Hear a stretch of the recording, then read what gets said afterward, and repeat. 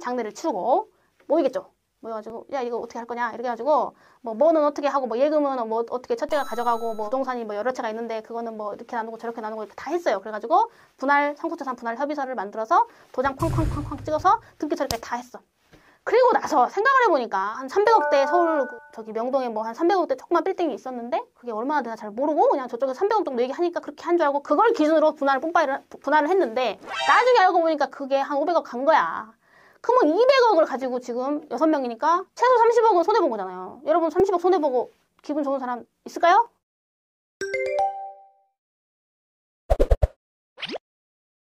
안녕하세요. 나는 변호사다. 김세라 변호사입니다. 자, 이제 상속 분쟁은 이렇게 어찌 보면은 오리지널한 형태의 가족에서보다는 부모님이 결혼을 2번 했다거나 그래가지고 배다른 형제가 생기는 경우들에서 좀 더 빈도가 높은 것 같아요. 또 격렬해지기도 하고 그리고 이제 부모님이 남기고 가신 재산이 좀 많으면 많을수록 더 이제 다툼이 있는데 그런 거 보면 좀 안타깝지만 또 사람이 또 견물생심이고 또 상속권이라는 것은 법이 보장하는 권리이기 때문에 그걸 주장하고 행사하는 걸 뭐라고 할 수는 없겠죠.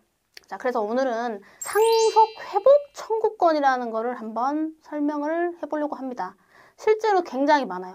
지금도 저도 가지고 있는 사건도 많고 이게 뭐냐면은 진정한 상속인이 상속을 참칭하는 가짜 상속인에 대해서 진정한 상속인이 그 상속 재산의 반환을 구하는 권리예요.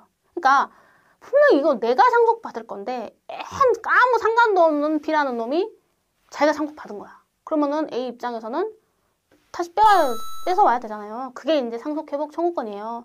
자, 일단은 첫 번째로 실무상 쟁점이 제가 아까도 말씀드렸지만 참칭 상속인을 상대방으로 하는 거거든요. 그래서 도대체 이 참칭 상속인이 뭔가 이거를 잘 이해하셔야 되고 그 다음에 두 번째로 상속회복 청구권에는 제척기간이 있습니다. 침해를 안 날로부터 3년, 침해 행위가 있은 날로부터 10년. 이거는 소멸시효 기간도 아니고 제척 기간이기 때문에 한 번 도과돼 버리면은 영원히 끝난다. 그래서 중요하다.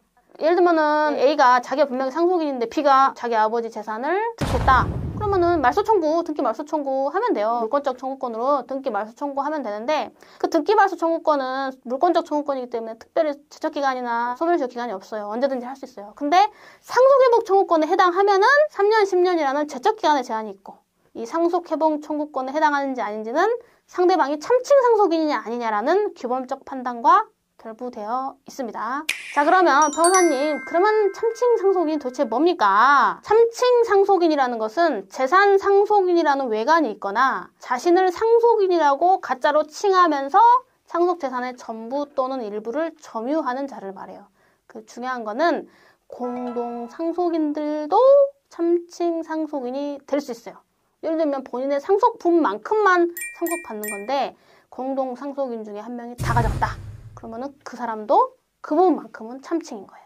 그래서 실무상으로는 아무 상관없는 사람을 상대로 소송하는 경우보다는 공동 상속인들끼리 참칭 상속인이라고 주장하면서 상속회복 청구를 하는 경우가 훨씬 많아요. 이렇게 되는 경우는 상속재산 분할 협의의 효력과도 결부됩니다. 이런 거예요.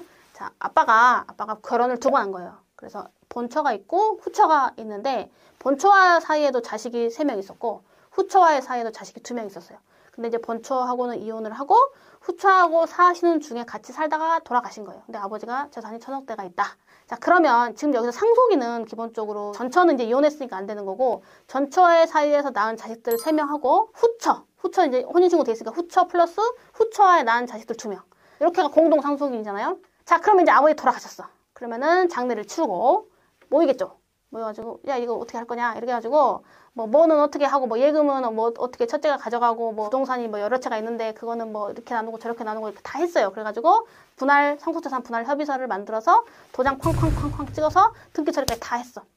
그리고 나서 생각을 해보니까 뭔가 잘못된 거예요. 어떻게 잘못된 거냐면 아버지 재산의 정확한 규모나 그 가치에 대해서 객관적으로 확인하진 않은 거예요. 근데 예금은 여러분 이제 딱 찍히잖아요. 아는데 이제 부동산의 경우는 사실 가치가 뭐 우리 아파트 같은 거는 보통 KB 시세나 네이버 시세를 보면 어느 정도 정확하게 알 수 있는데 상가라든가 아니면 뭐 임야라든가 대지라든가 단독주택이나 전원주택 이런 거는 조금 오락가락 하잖아요. 그래가지고 뭐 한 300억대 서울 저기 명동에 뭐 한 300억대 조그만 빌딩이 있었는데 그게 얼마나 되나 잘 모르고 그냥 저쪽에서 300억 정도 얘기하니까 그렇게 한 줄 알고 그걸 기준으로 분할을 했는데 나중에 알고 보니까 그게 한 500억 간 거야.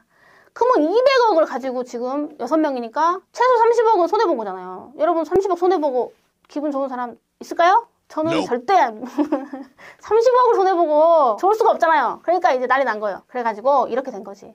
이 상속재산 분할 협의를 했는데 그 당시에 재산의 가치가 축소됐다거나 왜곡됐다거나 그거를 또 누가 주도를 한 거야. 일부러 조금 주려고 그랬거나 아니면 그 분할 협의를 할 때 누가 참여를 못하고 뭐 누가 대리를 해서 대행해서 했는데 그 대리권에 문제가 있다거나 사실 그런 경우 되게 많거든요. 그런 경우에는 상속재산 분할 협의 무효다. 취소돼야 된다. 뭐 또는 해제돼야 된다. 이렇게 주장하면서 공동 상속인 중에 일부가 더 많이 가져갔다. 그만큼 돌려놔라. 이렇게 상속회복 청구가 들어갑니다. 실제로 이런 사례들이 꽤 많아요. 참고로 참칭 상속인으로부터 재산을 취득한 제3자에게도 상속회복 청구 소송을 할 수 있다는 것이 대법원 판례입니다.